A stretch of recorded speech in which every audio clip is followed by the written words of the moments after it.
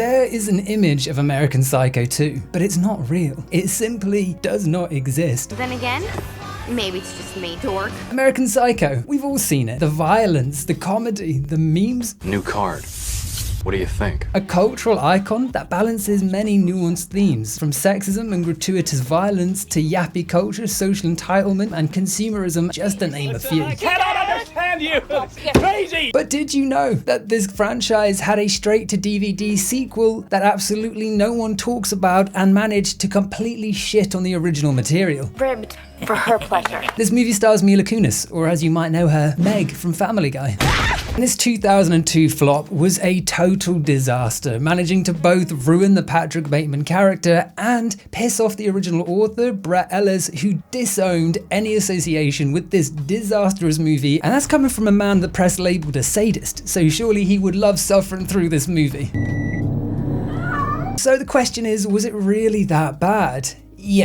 Yes, it was. And it's easy to see why, with an opening scene that completely ruins the Bateman character within the first 10 minutes, which is honestly a truly impressive feat. You know how some babysitters take you to the movies or rollerblading in the park? Mine brought me along on a date with the serial killer, Patrick Bateman. As a theme, having the new protagonist be a potential victim of Bateman, it is conceptually actually a pretty good idea and a good place to pick the story up from. It would almost have Hannibal Lecter vibes, you know? I let you know me. See me. But that's not what happens at all. Trying their utmost to hide the Bateman actor with his iconic cooling mask and dressing gown, something they'd done because Christian Bale wanted nothing to do with this heap of shit. What the hell was I thinking? But within the movie's lore, I find it so fucking hilarious. They're having dinner together. Why is he pulling up in a bathrobe and putting on his cooling pack? I mean, bringing it back to the aforementioned Hannibal reference, that would be like having a scene where Hannibal has a flashback to him killing, but he's wearing prison robes and an anti-biting mask just because they're instantly recognizable, even though it wouldn't make any sense in the plot. I knew we should have gone to the movies. Anyway, it turns out that Bateman's torturing Rachel's babysitter, one that decided to take this small child with her on a date with Bateman, which is like the modern equivalent of taking a random kid you're babysitting to a Tinder hookup. Not the best idea. Maybe a little bit creepy. A weird choice for a babysitter to make. At first I was scared.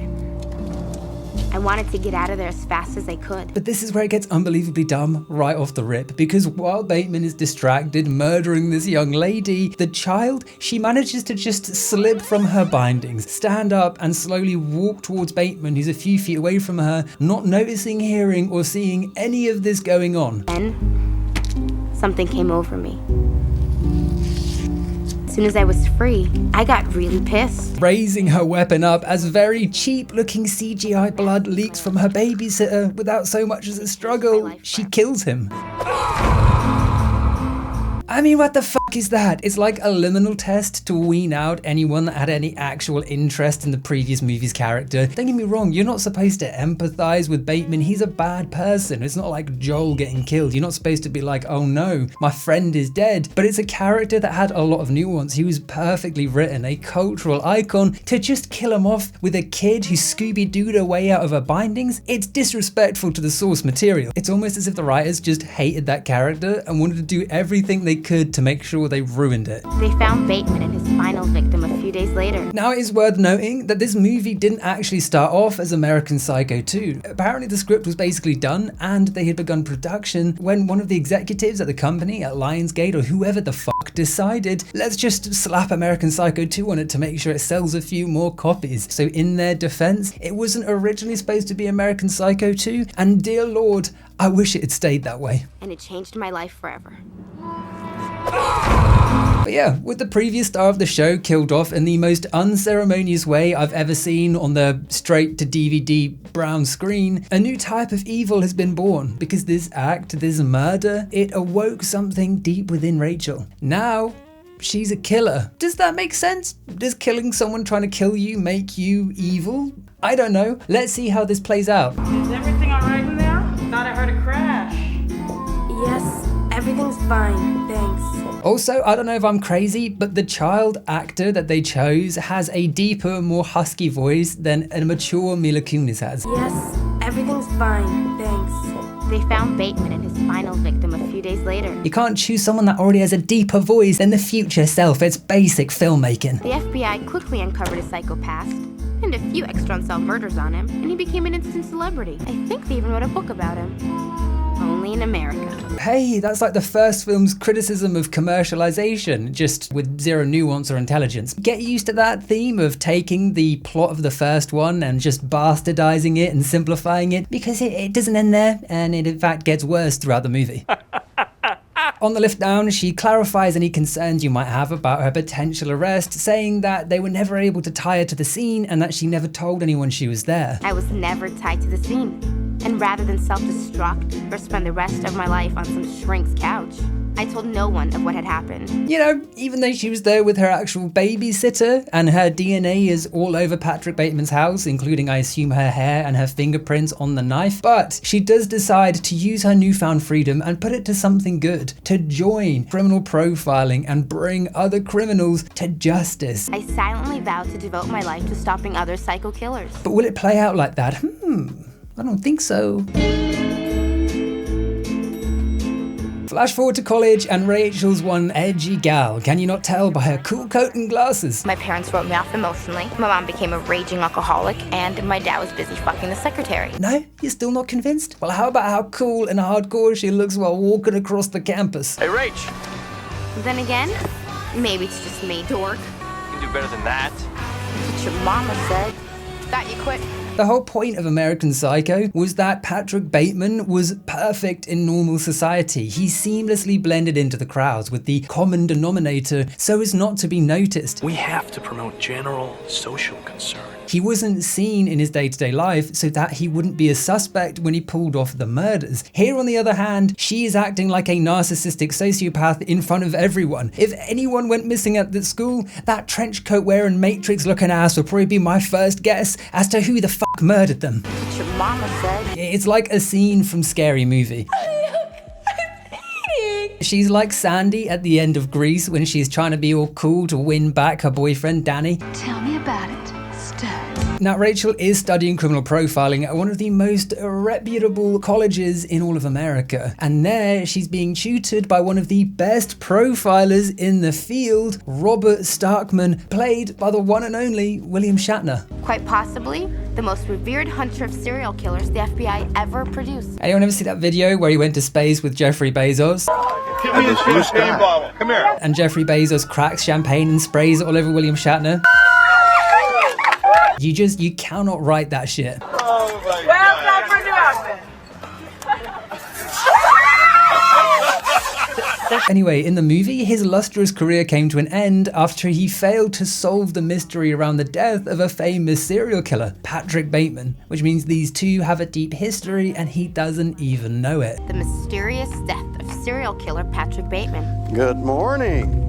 Funny how life works, isn't it? He's offering something that every student in this lecture want, a place as his TA, teaching assistant, a role that's almost guaranteed to get anyone who has it into Quintico, and this is a role Rachel would kill for. The official application form for the teacher's assistant position for next year. This is my golden ticket to Quantico, the FBI's elite training program. This establishes the first step in her spiral towards mass murdering madness. And as Shatner explains the various killers they'll be studying, she talks about the biggest competitors that she has in the lecture for her position as the TA. First is Brian Leeds, a thicko from a very important family with deep pockets, able to open a lot of doors and probably legs. Look at those frosted tips, boy. You spell donation? He can. The second is Cassandra Blair, a young lass that's being pegged by the teacher to edge closer to the assistant role. No way. I mean, he's old enough to be her grandfather. And finally, there's Keith Lawson, the best of the bunch and the biggest rival of Rachel. He and I have been sparring all year in this class, but I've yet to lose a single round. Leaving class, we get to glimpse the inappropriate relationship between Starkman and Cassandra, and thank God they used upbeat Disney music here. Because if they replaced it with something from, say, Silent Hill, that shit would be uncomfortable.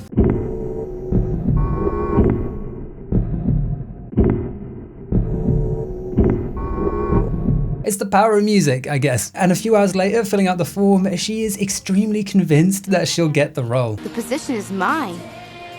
I deserve it, and I'm going to get it. Well, guess what?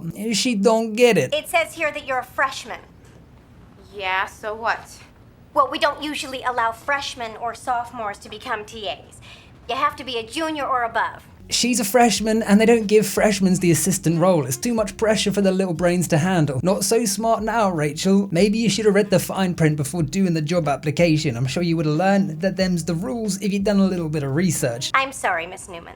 You'll just have to wait. But with that, her dreams become the TA. Her dreams of going to Quintico with ease, they're shattered. And that means that Mrs. Fleck, she's in trouble because Rachel blames her for this failing entirely. Have a nice day. This sets up the first kill of the movie, and back at her house, they start the murder scene by putting the cat in the microwave for literally no reason at all, but they don't even commit to the bit because the cat's instantly pulled out. It's like they wanted to flirt with animal cruelty just to tease a bit of like psycho behavior, but they don't have the balls to commit to it. They didn't want Peter knocking the doors down with their fucking Peter red guns.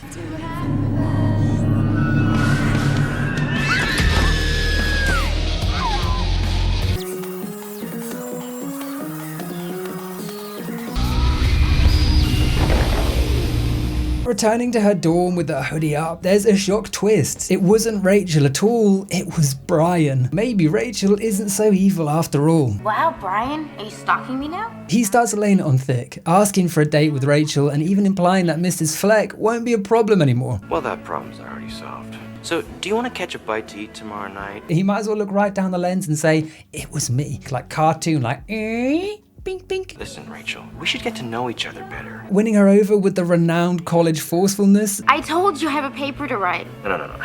I'm not taking no for an answer twice in one day. The two agreed to go on a date, and while getting ready, Cassandra comes over and elaborates on her relationship with Starkman, expressing her anger about how much time his wife and child take up. God, I can't stand how much of his time they take up. Cass or his family. Whatever.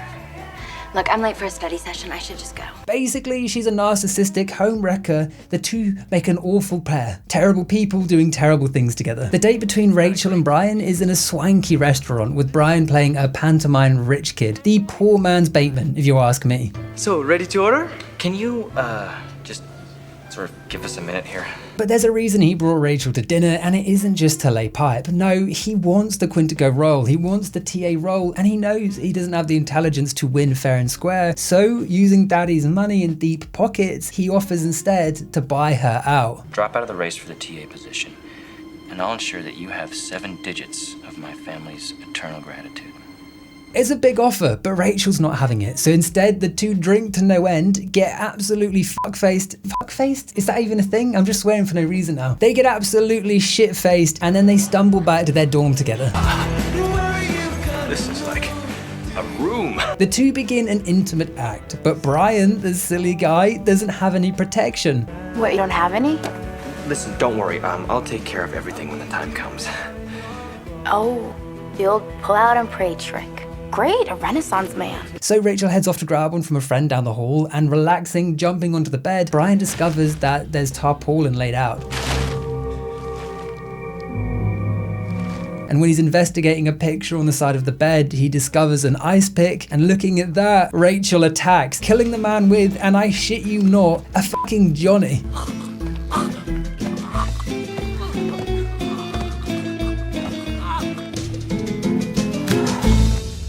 Ribbed for her pleasure. And there's the first double twist of the movie. It wasn't Brian that killed the PA, it was Rachel. They have similar looking jumpers, so it was a bit of a, ooh, you didn't see that coming. And it would have been a good twist if the movie wasn't literally about the psychopathic protagonist, and if the box art didn't literally have her with a weapon on the front of it. Who was that twist aimed at? The legally brain dead? Yep. Dragging the body out in a similar style to Bateman with Paul Allen, Rachel justifies this killing, claiming that if she gets into Quintico, she could save far more lives than the one she just took. I'm killing the few to save the many. And while it's batshit crazy reasoning, it does at least give some level of justification from her perspective as to the crazy actions she's taking. The life of one versus the lives of many, as she says. Sort of like Robin Hood, you know? She does at least admit that maybe she's a little on the crazy side. God, I think I need some professional help. Maybe, just a little bit. So she arranges to see a therapist, and after explaining her goals and ambitions, including her burning desire to become Starkman's TA. Have you ever wanted something so bad that you'd do anything to get it?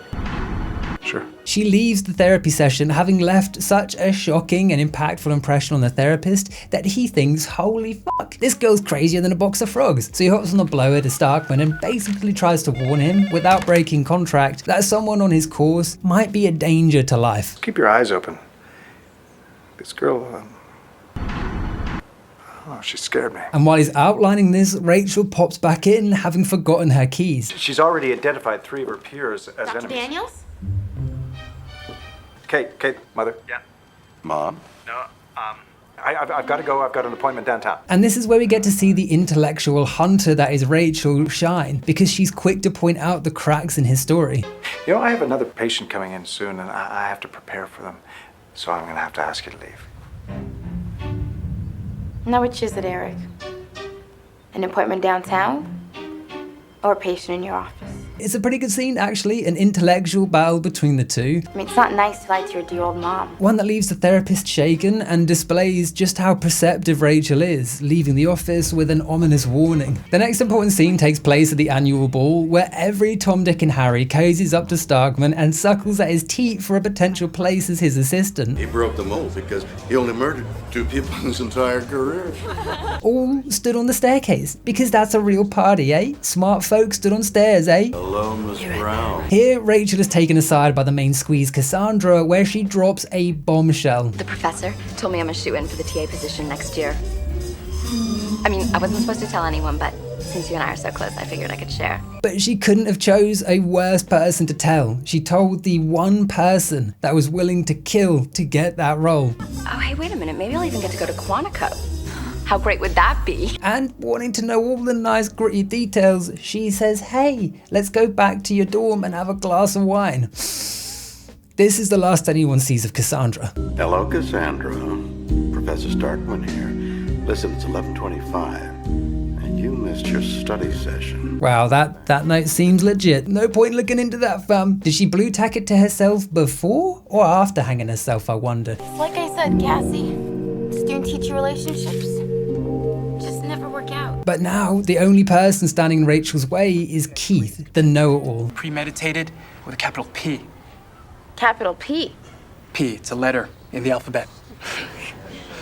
Between the O and the Q.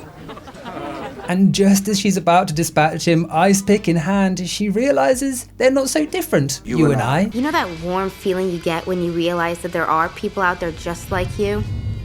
It almost makes you feel normal. Turns out he wasn't taking notes in his little book. He was sketching gruesome murders. Ah, this is similar to the cray scribbling that we see Bateman doing. All over. And you know, it really makes you think. Maybe Rachel, maybe she isn't alone in her craziness after all. Maybe there's a kindred spirit she could rely on here. This may be a waste of a rare mind, but a girl's gotta do what a girl's gotta do. But no, she kills him anyway, in broad daylight too, in the middle of a library. How does she keep getting away with this? If Starkman doesn't figure this shit out now, he's a fucking fraud. And speaking of the devil, right on cue, he decides to do some investigating of his own, breaking into Cassandra's and finding her body hanging. But not wanting to incriminate himself, he doesn't call it in. Instead, he cleans the crime scene, removing all evidence of their illicit relationship together.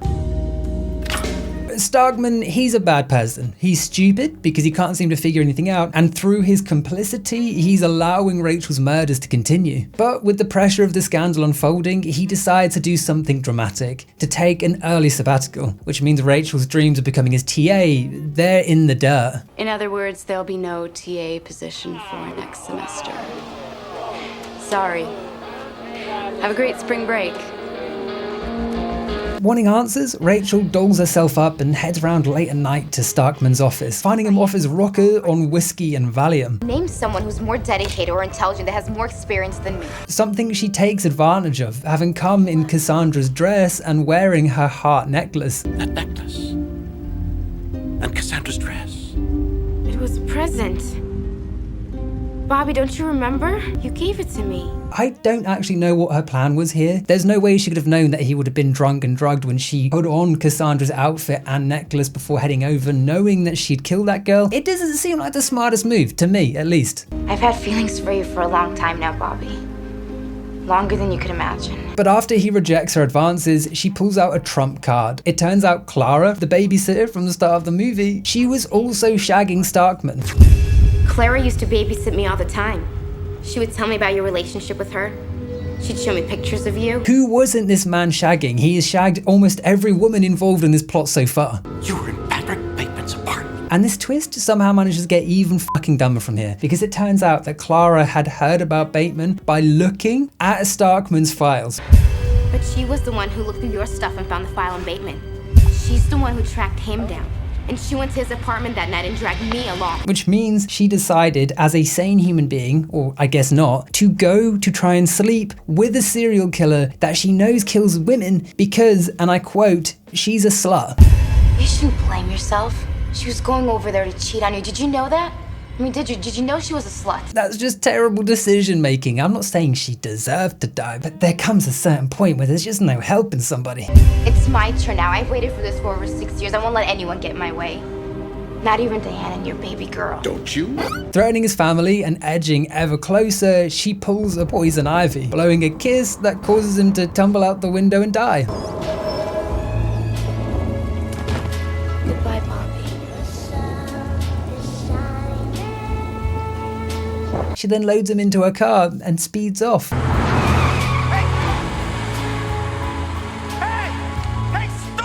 After this, there's like a 20-minute slog where her family come to visit that adds absolutely nothing to the actual plot. Sweet Jesus, it smells like somebody died in here. I mean, I guess the overbearing mother and critical detached father might give some insight into why she didn't have a close connection to her family. If she had only taken my advice, she could have avoided this entire mess. I know we're gonna eat dinner at some point in time. The question is when? But killing Starkman should have been the climax of the movie. Instead, the pace grinds to a halt over dinner with the folks. My mother drives me crazy. Now, I know that sounds pretty cliche, but how many people actually envision carving into their mother's neck and yanking out her vocal cord? To be honest, I feel like this part was actually supposed to happen earlier in the movie, but for whatever reason, they moved it to after Starkman's death, because when she takes herself to the bathroom and gives herself a pep talk, she says she has to just put up with her annoying mother, because soon she's going to be Starkman's PA. As I stare at myself in the mirror, I realize that I can't let my mother get the best of me. I'm Robert Starkman's next TA, and that is where I'm going to focus my energies. I should set up a meeting with Bobby when I get back to the dorm. But she literally killed that man not 10 minutes ago, so that role won't exist anymore. Anyway, skipping that end slodge, with all that's going on, the therapist heads over to Starkman's and sees sign of a struggle. And knowing that Rachel's up to no good, he goes to a local sheriff's office to report him missing, but his wife already has. His wife Diane called not 20 minutes ago trying to do the same thing. Yeah, apparently he didn't show up at his in-laws upstate like he was supposed to. In fact, he was one of 3 people reported missing this month, one of which was a woman named Rachel Newman. Student by the name of Rachel Newman disappeared. The first day of the fall semester, actually. The same name our protagonist has been using since the start of this movie. Well, we just checked on a missing persons report on yourself. You're not missing, are you? No, I'm okay. She was there, completely unharmed. Which means the real Rachel was killed at the start of this movie, and the Rachel we've been seeing is an imposter that stole her identity. It's probably the best twist in the movie, and it's pulled off surprisingly well, with the original Rachel being an orphan no one was able to identify and look out for. Are you just telling me that the parents just dropped the report? No, I never said nothing about parents there, Doc. Oh, the Newman girl, she was an orphan. Yeah. The report was filed by some student friends of hers. And it explains how someone so unhinged made it so far in normal education. She didn't. All her grades and hard work belonged to the original Rachel Newman. I busted my ass in high school and maintained a perfect 4.0 grade point average. And I think it's a clear play on the themes of identity that we saw in the first American Psycho, albeit a little bit more simplified. Is that Ivana Trump? Jeez, Patrick. I mean, Marcus, what are you thinking? I think it's a pretty good twist. It's a good twist in of itself, and it's a good twist on the themes of the first movie. There's some praise for the movie, see? I'm not biasedly against anything I watch. Well, how do you know it was the right girl? Well, there's only one Rachel Newman registered at West Washington. It had to be her. Back with Dr. Daniels, concerned something's afoot, he convinces the police to come with him to the campus and make sure nothing untoward is happening. And after they head off, we return to fake Rachel, where she opens her closet, and inside we find the body of the real Rachel, decomposed and ready to enact this evil genius's final plan. Ow! Don't fall apart on me now, Rach. Speeding out of the campus and nearly crashing into the police en route, a high-speed pursuit ensues. On the move, boys, hang on! Through the hillsides and eventually off a cliff. A crash followed by an explosion, consuming everyone in the vehicle.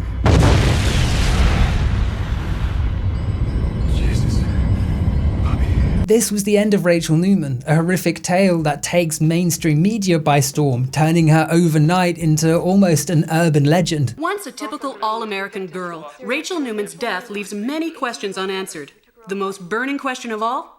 Why? One that Dr. Daniels was quick to capitalize on, writing a book about his memoirs having studied her, and it's a hit success. This is where the movie concludes, 2 years later at Quintico with Dr. Daniels carrying out a lecture of his own. I wish I had a chance to study her mind more. But all we ended up with were dental records. All in all, she killed 8 people. 8 people, which we know of. Rachel Newman is 1 in a billion. Wrapping up, he signs copies of his book, reveling in his success until a familiar face pulls up. Your work is so inspiring. It's a huge honor to meet you. Elizabeth McGuire, the former student of Starkman, whose identity, once again, was stolen by the imposter Rachel. You can't be. What, Eric? 1 in a billion? This final twist, it was easier to see coming than, I don't know, your mum in a rearview mirror. It was obvious. Although here, it makes way less sense and manages to almost ruin the original twist. How did she steal Elizabeth's ID without anyone noticing? And she moves from college to a federal bureau of investigation without any identification, without any passport, without this bureau doing a single check to make sure she is who she said she is. And what about Elizabeth's parents? She can't be an orphan too. Surely there's not that many orphans running around she can murder and replace. It just dumbs down all the progress that initial good twist made. She then ends with a monologue implying that Dr. Daniels has to keep her secret if he wants to keep his best-selling novel. It's like they say, the brightest futures are based on forgotten pasts. In the end, I did put Dr. Daniels in a bit of a pickle, but you've got a give to take, you know? He gets his national bestseller, which is ever so flawed. I wonder how he sleeps at night knowing they still walk the streets. Which is fucking dumb, because surely he would just tell people. It's not like he helped her escape or pretended he had personally killed her. His book would still be a bestseller if he said to the police, oh, by the way, she's not dead, she came and visited me. Surely not telling someone is just suicide anyway because she could kill you. That part of the twist makes just no sense anyway. He would tell people. And then she says she had to let him know, because if no one knows about the perfect crime, it might as well be that it never happened. I need for him to know.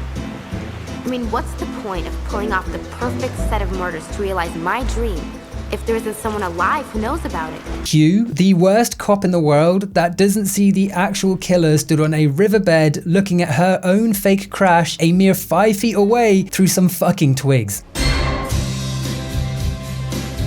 And roll credits. Now, as I said, the original movie kind of ended on this similar theme, a confusion of identity that allowed the killer to get away with murder. Why not, you stupid bastard? Because I had dinner with Paul Allen twice in London. But once again, the writers lacked the intelligence to deliver that theme with any sense of nuance. The whole point of the ending of Psycho is that everyone is so detached, so indifferent to other people and their suffering and their lives, that no one can tell who anyone is. And it's not that Patrick Bateman is a fucking master of disguise. They're not saying he's Agent 47, able to wear an outfit and convince people he's a fucking dinner lady, take it off and convince people he's a fucking chicken. Even Mila Kunis herself disliked the movie, having expressed regret years later at having taken the role. Whichever executives came up with that idea, fuck you. In fact, you're a worse person than Patrick Bateman ever was as far as I'm concerned. But, and this is a big but coming right at the end, up in your face, it is a terrible sequel. It is not a terrible movie. I'm gonna come out and say it. Bold, big, brave statement from me. Listen, it got a hell of a lot of flack. Some people say it's one of the worst movies ever made. It's not. It was considered so bad because it had all of the heritage and expectation. It shouldn't have had the American Psycho name attached to it. It shouldn't have had the Patrick Bateman character in it. And that's almost the biggest crime out of all of this. The fact that something totally okay can be seen as so bad because some dumb executive slapped a title on it that had no place being there. there. Those are my thoughts. Let me know what you think. I think this genre of creating a sequel that has nothing to do with the first and shits on it is such a funny subset of movie making. And if you know any more movies like that, let me know. I'd love to check them out. And until then, much love. Bye bye. Where are you going? I've got to return some videotape.